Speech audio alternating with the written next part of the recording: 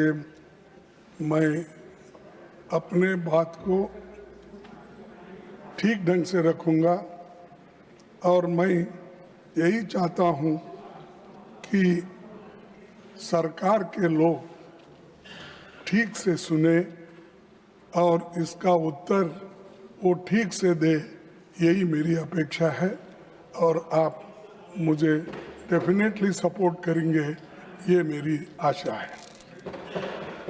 Sir, मैं शुरू करता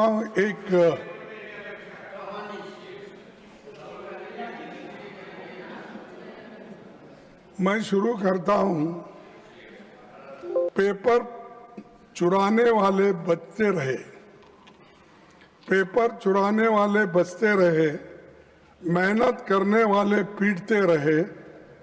ये कैसा न्याय, ये कैसी रीत, गुनाहगार हंसते रहे, मासूम सिसकते रहे। यानी मासूम लोग आज मासूम तो ठीक है, आपका हिंदी बहुत अच्छा होगा, आपका हिंदुस्तानी भी अच्छा होगा, मेरा भी थोड़ा हिंदुस्तानी सुनिए। सर, मैं ये इसलिए कह रहा हूं कि पेपर लीक होने से कितने मासूम लोगों का नुकसान हुआ और कितने लोग पीटे गए, कितने माँ बाप परेशान हैं, कितने औरतें बच्चे परेशान हैं। इसको जाहिर करने के लिए ये बात मैंने आपके सामने रखी। सभापति जी, आप अभी पब्लिक एग्जामिनेशन अमेंडमेंट बिल 2026 में जो जहाँ चर्चा के लिए आई है, उसमें सिर्फ आंकड़े बदले हैं। मेरे पास पूरा ये है बिल, तो उन्होंने पढ़ा, वो बिल मेरे पास भी है। इसमें सिर्फ आंकड़े बदलते गए, उससे कुछ होने वाला नहीं है। ज्यादा जुर्माना, कड़ी सजा, special task force, fast track courts जैसे प्रावधान आपने इसमें रखा है, इससे कुछ फर्क पड़ने वाला नहीं। फर्क इससे पड़ेगा आप किस ढंग से इस एग्जामिनेशन को लेके चलेंगे और विदाउट पेपर लीक आप कैसा बनाएंगे, वो उस पे ऊपर निर्भर करता है। नहीं कि इसको हमने बढ़ाया 1 करोड़ से 10 करोड़ किया या 2 महीने से 6 महीने किया, इससे सुधारने वाला नहीं है।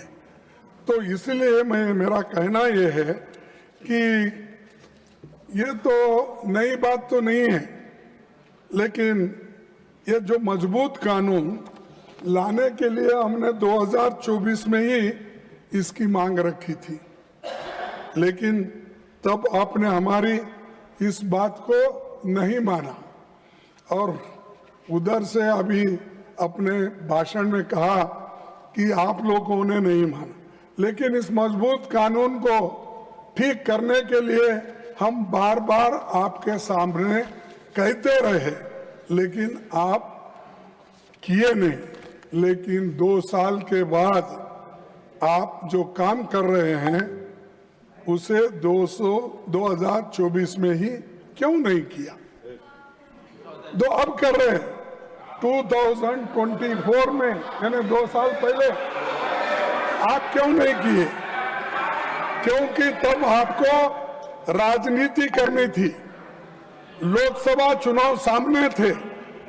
राहुल गांधी जी भारत जोड़ो न्याय यात्रा में लगातार पेपर लीक और युवाओं के भविष्य का मुद्दा उठा रहे थे। आप ये करते तो क्रेडिट नहीं मिलता था उस वक्त, इसीलिए आप उसको छोड़ दिए। तो उस समय परीक्षा व्यवस्था को सुधारने की बजाय आप जल्दबाजी में ऐसा कानून लाए, जिसे 2 साल में ही आपको संशोधित करना पड़ रहा है। सभापति जी, इस अमेंडमेंट बिल का हम स्वागत करते हैं, लेकिन ये अभी भी अधूरा है। ये पेपर लीक होने के बाद भी इसकी कार्रवाई को मजबूत करना ये जरूरी है।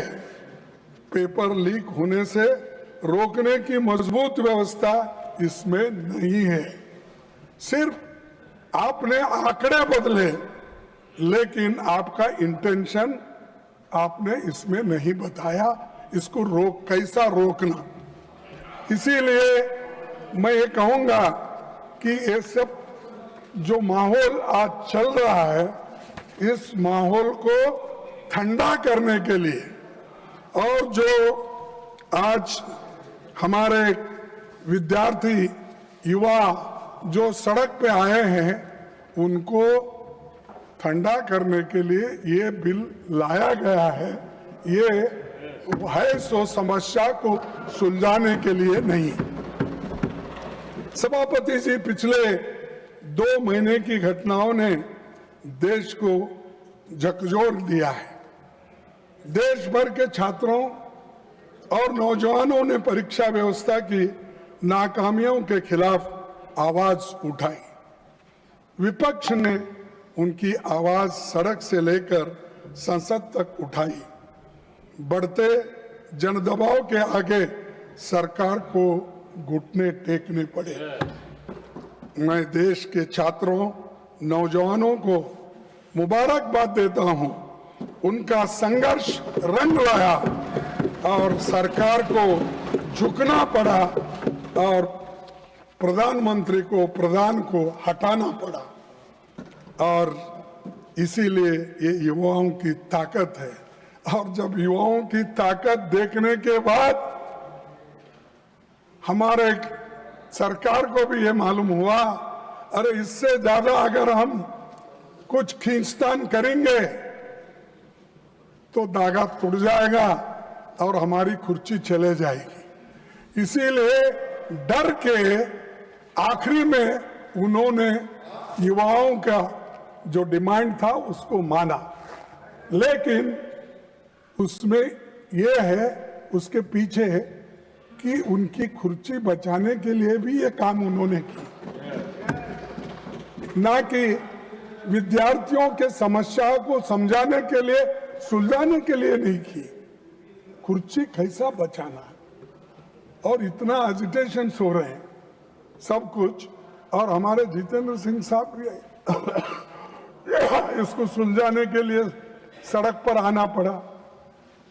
उनको भी कहना पड़ा कि नहीं नहीं ये अच्छा नहीं, वो ये, क्योंकि उनको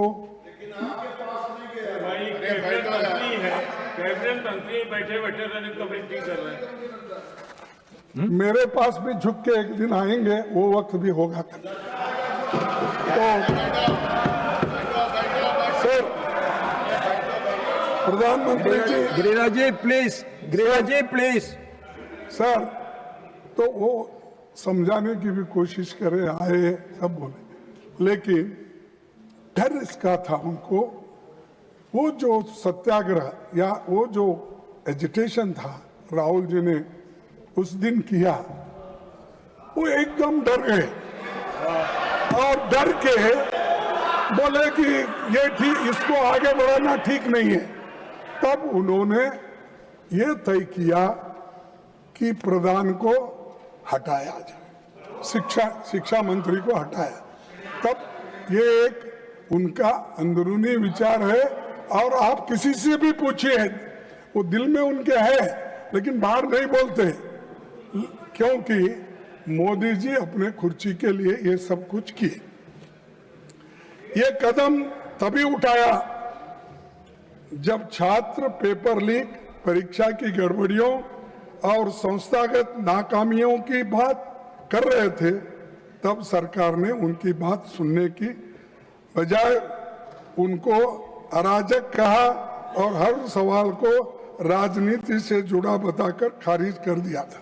तो ये मैं क्यों कह रहा हूं साहब, जब विद्यार्थी पहले ये पूछे, महीनों से वो लोग वहां सड़कों पे बैठे और महीनों से एजिटेशन कर रहे थे, अपनी बात रख रहे थे, उस वक्त आप क्यों नहीं पूछे? उस वक्त उनके पास क्यों नहीं गए? उनके पास क्यों आप निगोशिएट नहीं करे? बाद में बुला के नड्डा साहब अपने चेंबर में बुला के समझाने के बजाय जिस दिन वो वहां बैठे थे उसके 2 दिन बाद या 3 दिन बाद अगर आप जाते तो ये समस्या नहीं होती, इतने लोग लाठी नहीं खाते थे, इतने लोग बर्बाद नहीं होते थे, इतने लोग बारिश में नहीं रहते थे। तो ये आपकी वजह से, आपके सरकार की वजह से ये सब भुगतना पड़ा। उसके कारण बीजेपी सरकार है, मोदी जी है, सबसे बड़े हमारे होम मिनिस्टर है अमित शाह साहब, जो दिख रहे ही नहीं। मैं देख रहा हूं, नहीं तो बाकी के छोटे छोटे इश्यू में आके बार बार अपनी बात रखते हैं, हर तरफ घूमते हैं। तो किस तरफ क्यों नहीं घूम रहे मुझे मालूम नहीं। डरे हुए हैं, हाँ? डरे हुए हैं। तो ये प्रधानमंत्री भी मुंह नहीं खोल रहे और हमारे होम मिनिस्टर भी नहीं हो रहे, क्योंकि यहां पर दिल्ली में ही इतनी गड़बड़ हो रही है और आप होम मिनिस्टर हो, लॉ एंड ऑर्डर देखते हो, इतना होने के बावजूद भी, गड़बड़ी होने के बाद आपका मुंह भी नहीं खुल रहा। क्या कोई स्टिच कर दिया क्या? मुंह को बंद कर दिया? बोलना चाहिए था खुलकर। देश का नुकसान होने के बजाय देश के भलाई के लिए आपको बोलना पड़ता है, मुंह खोलना पड़ता है, कभी इंसल्ट भी सहन करना पड़ता है। आप करना पड़ता नहीं, मैं नहीं आऊंगा, मैं नहीं बोलूंगा। अगर आप ऐसा बोलेंगे तो जो सबक स्टूडेंट्स ने तुमको सिखाया है उससे डबल सारे विद्यार्थी और युवक मिलके एक दिन फिर आपको वो सबक सिखाएंगे। सर, 20 जुलाई 2026 को हजारों छात्र शांतिपूर्वक संसद की ओर मार्च कर रहे थे। वे संवाद चाहते थे, लेकिन उन्हें मिला लाठीचार्ज, आंसू gas, water cannons, pellet gun, current वाले बैरिकेड, मेट्रो लाठी में कीले रखकर और रेलवे स्टेशन भी बंद करे और मेट्रोस बंद करे और इंटरनेट बंद करे। ये सब ठप हो गया। ये सब आपने किया और इससे विद्यार्थी उचक गए, नागरिक भी बहुत इसमें गुस्से में रहे। तो इसीलिए उनको ये एजिटेशन करना पड़ा, लेकिन आप संभाल नहीं सके, शांति से उनसे बात नहीं कर सके। 100 से अधिक छात्र इस एजिटेशन में जो थे वो घायल हो गए और आईसीयू में वेंटिलेटर राम मनोहर लोहिया हॉस्पिटल में पड़े बहुत से, और कई बच्चों को आंखों में वो पैलेट के छर्रे लगे, आंख पे लगे, पीछे लगे। आप सब देखे हैं, सब टीवी में आप बहुत देखते रहते हैं।